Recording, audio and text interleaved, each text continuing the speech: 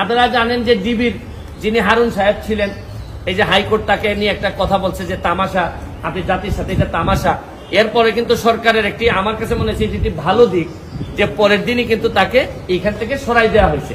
আমি মাননীয় প্রধানমন্ত্রীর কাছে আমি একটা দাবি জানাবো, এটা মনে করি যে আমি সাধারণ ছাত্রের পক্ষে আমি দাবিটা জানাইতে চাই।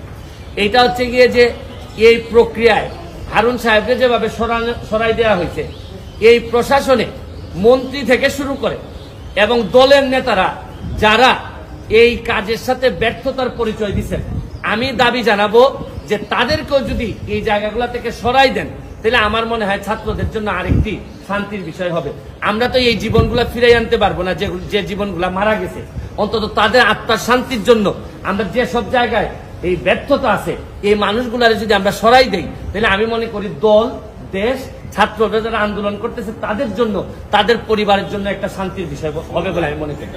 কথাটা বলতেছি, বল প্রয়োগের কথাটা বলতেছি হচ্ছে গিয়ে প্রথম দিকে শিক্ষার্থীদের আন্দোলন যেটা ছিল, এইটাতে আমার ব্যক্তিগত অপিনিয়ন যে আওয়ামী লীগ এবং সরকারি প্রায় 90% লোক এই যে আন্দোলনটা ছিল সংস্কারের, এটার সাথে একমত ছিল।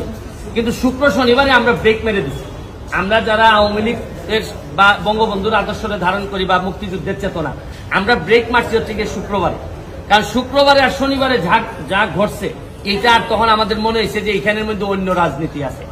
এখন আপনারা যেটা বলতেছেন যে এক্সেসিভ ফোর্স, এরা একটা অহিংস আন্দোলন করতেছে, এখনো একটা ভয় রয়েই গেছে যে এদেরকে ব্যবহার করে আবার কোনো এইরকম যদি আন্দোলন বা এইরকম জ্বালাও পোড়াও যদি শুরু হয়, আপনি কি মনে করেন এই গোয়েন্দা সংস্থা অলরেডি একবার ফেল হয়েছে? আমার কাছে মনে হয় যে গোয়েন্দা সংস্থার ব্যর্থতার কারণেই তো শুক্র শনিবারে এই ধরনের ঘটনা ঘটলো। এতগুলা মানুষ জামাত শিবির বা এই ধরনের লোকজন এসে এখানে অ্যাটাক করলো, গোয়েন্দা সংস্থার লোকজন জানে না, এটা তো তাদের একটা ব্যর্থতা। এখানে তো হাত দিতে হবে যে কেন আপনারা জানলেন না, এটার দায়িত্ব তো সরকারের। এখন আমি মনে করি যে হয়তো এক্সট্রা পশন থেকে যে কেউ যেমন ধরেন এই 6 জন সমন্বয়ককে যে ধরা হয়েছে, আমাকে আনঅফিসিয়ালি জানানো হয়েছে যে তারা চায় আন্দোলন কোটার জন্য, বৈষম্যমূলক আন্দোলন। এইটা শেষ করার পরও দেখা যাচ্ছে যে এদেরকে বাইরের একটা ইনফ্লুয়েন্স, যারা আসলে কোটার সাথে সম্পর্কিত না, এরা রাষ্ট্রের বিরুদ্ধে, তারা তাদেরকে ইনফ্লুয়েন্স করার চেষ্টা করতেছে। এবং এরা যেহেতু সাধারণ ছাত্রদের প্রতিনিধি, তাদেরকে একটা এই মানে আমরা যে বলি যে একটা সেফ এনভায়রনমেন্টে রাখার জন্যই এই ডিবি অফিসে রাখা হয়েছিল।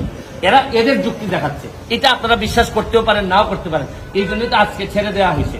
তো ওভারঅল আমি মনে করি এখন যেটা গুরুত্বপূর্ণ, ছাত্রদের পক্ষেও আমি মনে করি যারা যারা ব্যর্থ হয়েছেন এখানে, প্রশাসন বলেন, দল বলেন, নেতৃত্বে মন্ত্রী বলেন, যারাই ব্যর্থ হয়েছেন, আমি মাননীয় প্রধানমন্ত্রীর কাছে আমি দাবি জানাবো তাদেরকে আপাতত এই যারা মারা গেছে তাদের বা তাদের পরিবারের পক্ষে দাঁড়ানোর প্রক্রিয়া হিসেবে আমি মনে করি যে এদেরকে কিছু লোককে আপনারা সরাই দিন। বাটনটি চালু করে রাখুন ও সাবস্ক্রাইব করে রাখুন নিত্য নতুন ভিডিও পেতে। ধন্যবাদ।